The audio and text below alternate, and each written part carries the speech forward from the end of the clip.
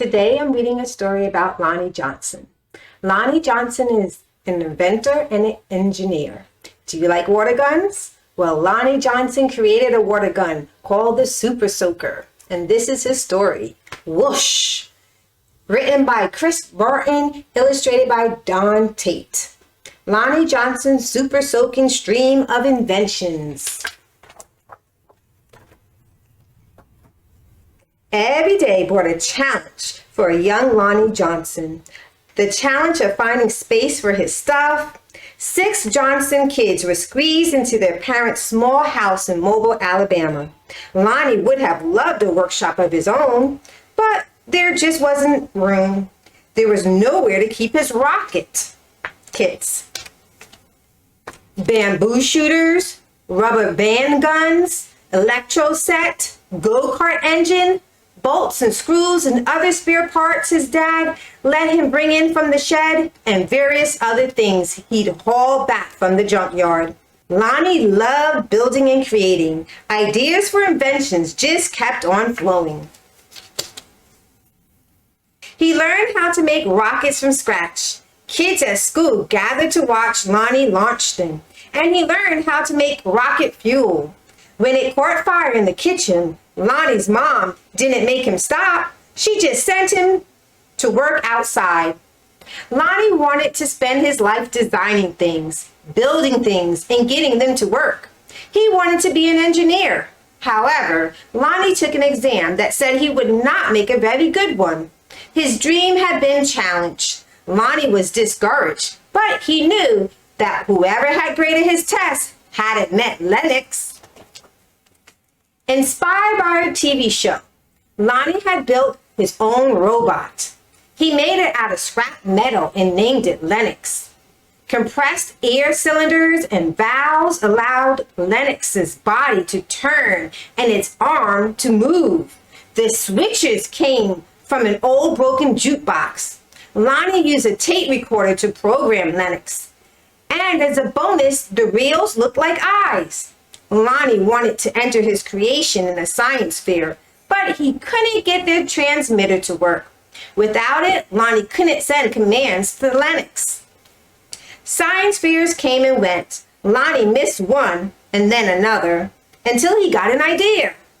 Now, Lonnie may or may not have asked before he borrowed his sister's walkie-talkie, but it fixed their transmission issue.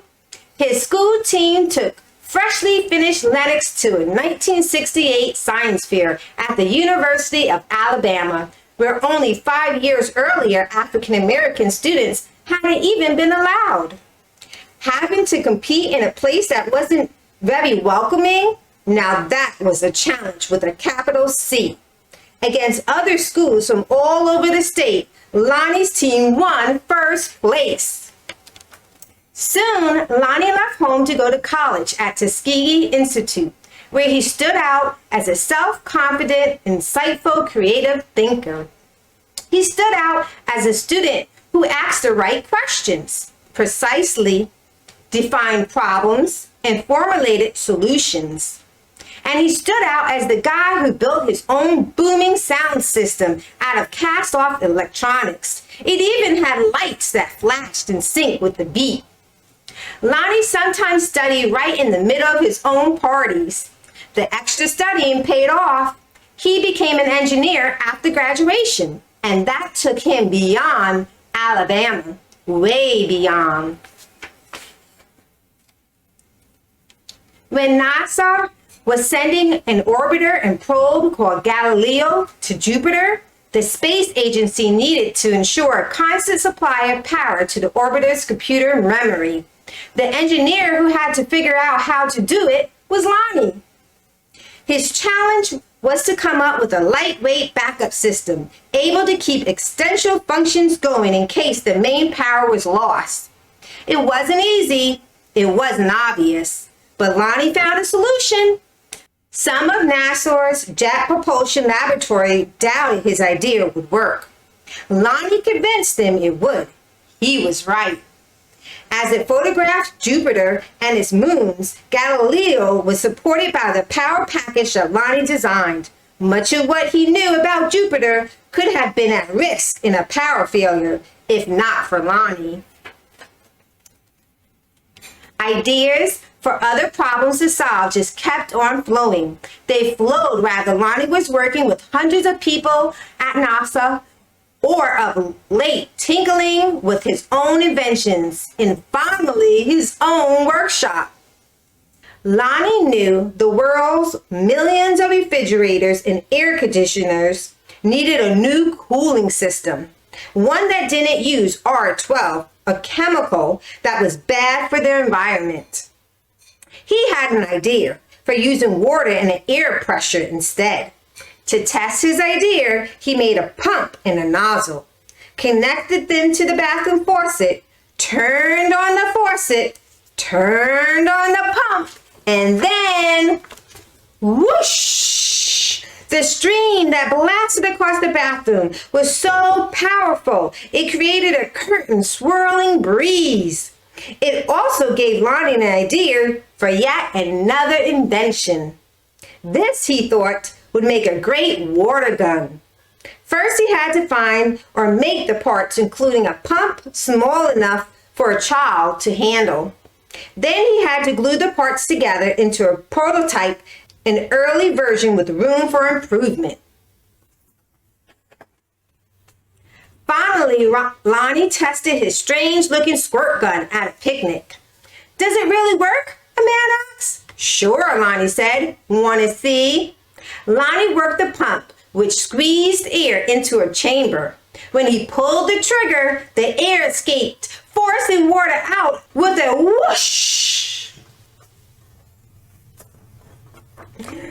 For a water battle to be fair fight, there couldn't be just one of Lonnie's water guns. He needed help making more. So he went to a toy company. After toy company, after toy company. No, no, no.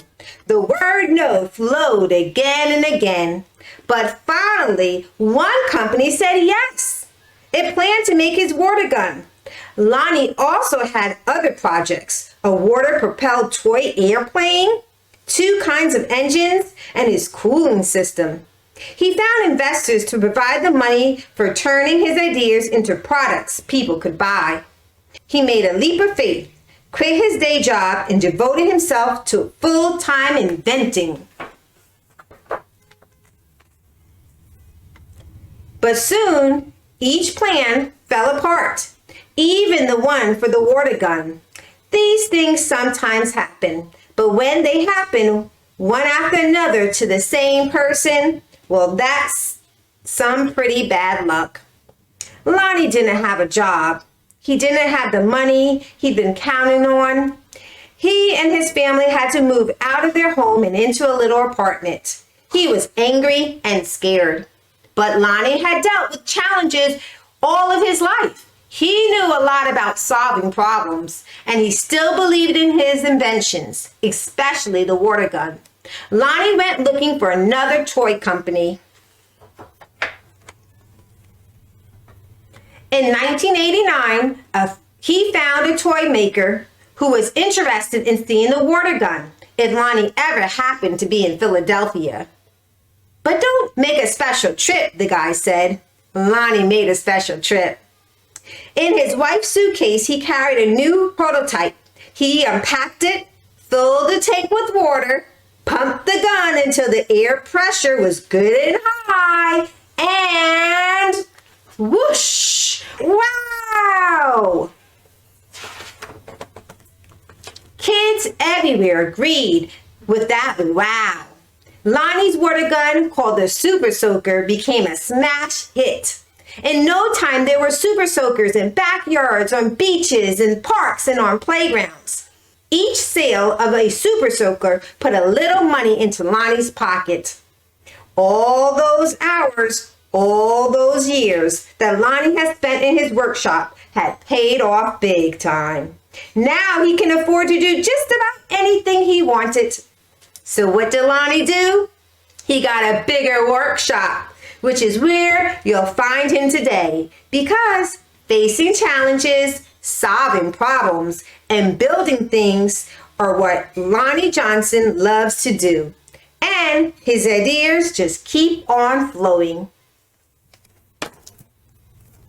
A quote from Lonnie Johnson: persevere. That's what I always say to people. There's no easy route.